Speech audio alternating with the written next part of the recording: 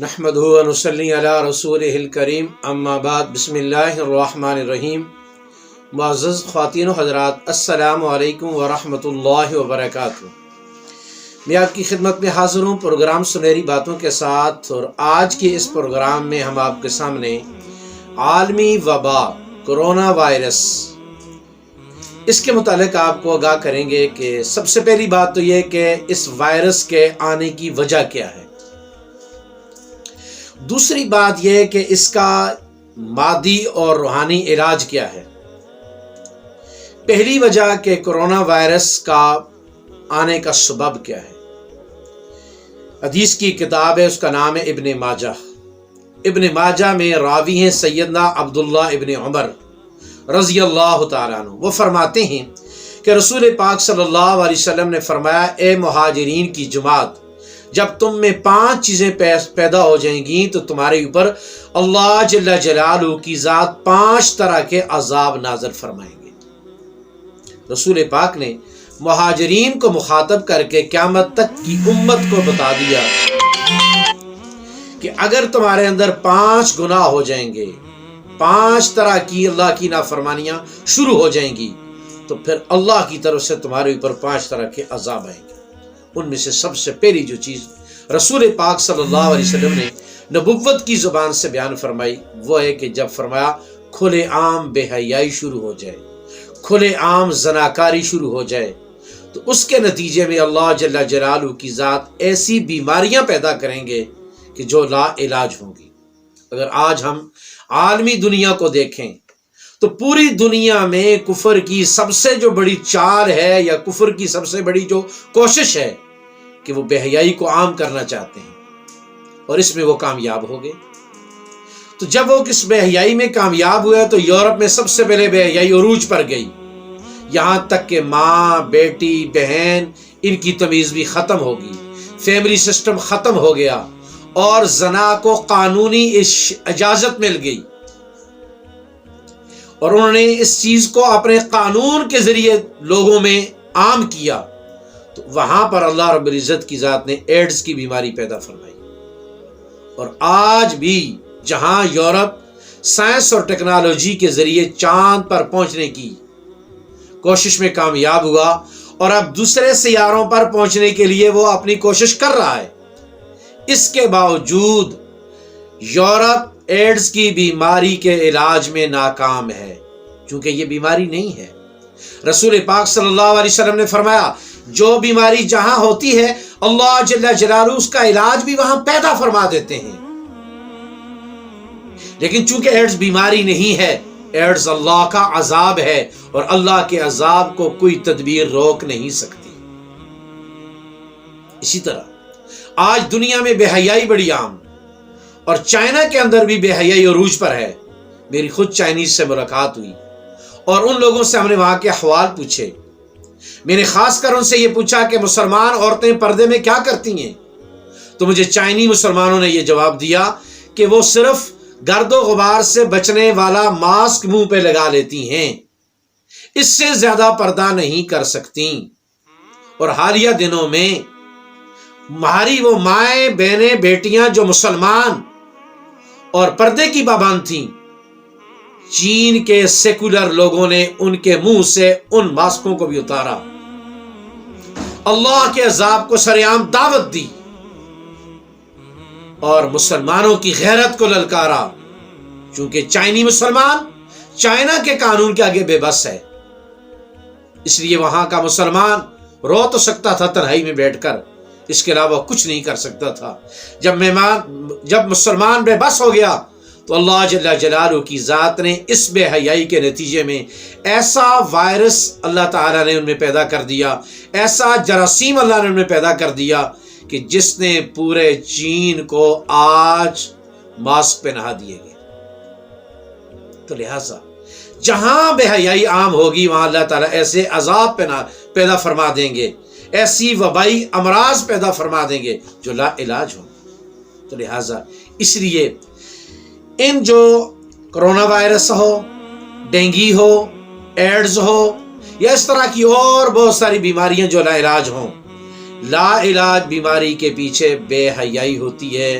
وہ مسلم کرے کہ غیر مسلم کرے، اللہ رب العزت کی ذات کی غیرت کو بے حیائی پسند نہیں ہے۔ مثلا اللہ تعالیٰ نے پہلی قوموں کو تباہ اور برباد کیا، بہت ساری قوم نوح ہے، قوم شعیب ہے، قوم داؤد ہے،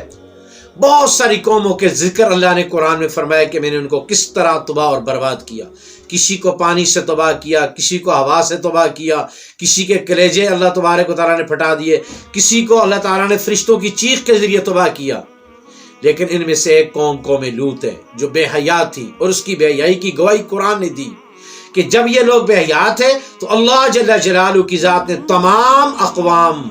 تمام قوموں کو اللہ نے ایک ایک عذاب کے ذریعے تباہ اور برباد کیا۔ قوم لوط کی باری آئی تو اللہ نے قرآن مجید میں بتایا کہ میں نے ان کو 5 عذاب دیے، پھر بھی اللہ کا غصہ ٹھنڈا نہ ہوا۔ وجہ صرف یہ تھی کہ وہ بے حیا تھے۔ اگر دنیا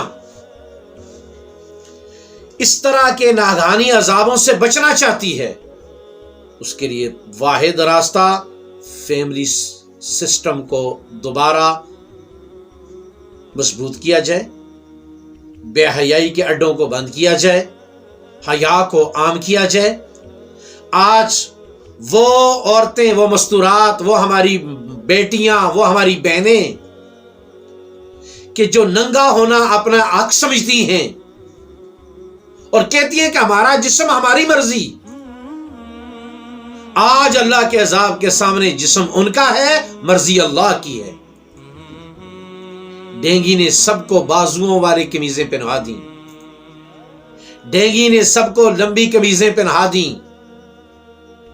آج کرونا وائرس نے سب کو ماسک پہنا دیے۔ آج ہر آدمی بیماری سے بچنے کے لیے احتیاطی تدبیر جو بھی ڈاکٹر کے ہے اس کے مطابق چلنے کو تیار ہے۔ اس سے پہلے اللہ جل جلالہ کی ذات جو کافر اور مسلمان سب کا خالق ہے، اللہ رب العزت کی ذات اپنے پیغمبر کے ذریعے فرماتے ہیں کہ مسلمانوں اور انسانوں حیا کی طرف آ جاؤ۔ ہم نے رب کی نہ مانی تو اللہ تبارک و تعالیٰ نے ہمارے اوپر ایسے عذاب بھیج دیے جن عذابوں کے نتیجے میں آج ہم وہ سزائیں بھگت رہے ہیں لیکن اجر سے خالی ہیں۔ آج پردہ کیا جا رہا ہے، احتیاطی تدابیریں کی جا رہی ہیں، اجر سے خالی ہیں، کیونکہ اس کے پیچھے جان کا تحفظ مقصود تو ہے، اللہ کی اطاعت مقصود نہیں ہے۔ اس لیے میری ماؤں، بہنوں، بیٹیوں کی خدمت میں دردمندانہ گزارش ہے، حیا عورت کی بنیادی صفت ہے، حیا عورت کا حسن ہے۔ ہم حیا کی طرف آئیں، ہم بے حیائی سے بچیں، اور اگر غیر مسلم ہمارے اسلام کے اس فلسفے کو قبول کرنے کو یا اس تعلیمات کو قبول کرنے کو نہیں تیار، اس کے سامنے تو عذر ہے کہ وہ ہمارے اسلام کو مانتا نہیں۔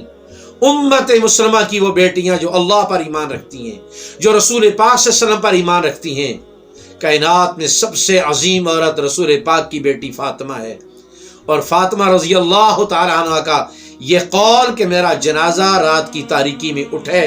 اور میرے جنازے میں ٹینیاں ڈال کے اس کے اوپر چادر ڈالی جائے تاکہ غیر کی نگاہ اندھیرے میں بھی میرے کفن پر نہ پڑے، ہم اس فاطمہ کے ماننے والے ہیں۔ ہمیں اس طرح کی وبائی امراض میں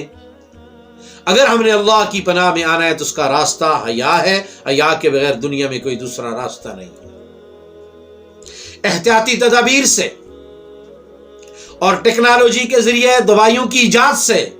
شاید کرونا وائرس قابو میں آ جائے، لیکن اگر اللہ نے کوئی اور عذاب بھیج دیا تو اس کا کیا کیا جائے گا؟ پہلی بات تو یہ، عذاب کو کوئی ٹیکنالوجی روک نہیں سکتی، اس لیے عذاب سے بچنے کے لیے سب سے پہلی تدبیر توبہ ہے، اور توبہ کا معنی یہ ہے کہ جو عمل میرا غلط ہے اس کو چھوڑ دوں اور اس کے مقابلے میں جو صحیح عمل ہے اس کو اختیار کر لوں۔ یعنی کہ اس کا معنی یہ ہوا کہ بے حیائی کو چھوڑ دیا جائے اور حیا کو اختیار کر لیا جائے۔ اس لیے پہلی بنیادی چیز جو ہے نا، اس کے اسباب یہ ہیں، بے حیائی ہے، اور ہم بے حیائی کو چھوڑ دیں اور حیا کی طرف آ جائیں، اور اللہ تبارک و تعالیٰ اس طرح کی مصیبتوں سے امت کی حفاظت فرما دیں گے۔ ہماری دعا ہے پوری دنیا کے انسانوں کے اندر یہ جو وبال ہے اس میں اللہ تبارک و تعالیٰ سب کی حفاظت فرمائے، اور بالخصوص اللہ امت مسلمہ کی حفاظت فرمائے۔ تو لہٰذا اس کے لیے ہمیں ضروری ہے کہ جو سبب ہے ہم اس سبب کو دور کریں۔ کورونا وائرس کا سبب یہ اللہ کا عذاب ہے، یہ اللہ کی طرف سے ایک پکڑ ہے، اس کو دنیا کی کوئی ٹیکنالوجی اور نہیں روک سکتی۔ اس کے لیے توبہ کا راستہ ہے اور اپنے گناہ سے ہٹ کر نیکی کی طرف آنے کا راستہ ہے۔ اللہ کرے کہ جتنی مائیں، بہنیں، بیٹیاں، نوجوان، جوان، بزرگ میری بات کو سنیں، اللہ کرے کہ ہم تمام پچھلے گناہوں پر اللہ سے معافی مانگیں، اپنی اجتماعی زندگی، اپنی معاشرتی زندگی اور اپنی تنہائی کی زندگی دونوں کو بے حیائی سے پاک کر لیں۔ اللہ تبارک و تعالی ہمارے سے راضی ہو جائیں گے اور راضی ہو کر اللہ تعالیٰ اس طرح کے عذابوں سے ہماری حفاظت فرما دیں گے۔ اللہ پوری امت مسلمہ کی حفاظت فرمائے۔ السلام علیکم ورحمۃ اللہ وبرکاتہ۔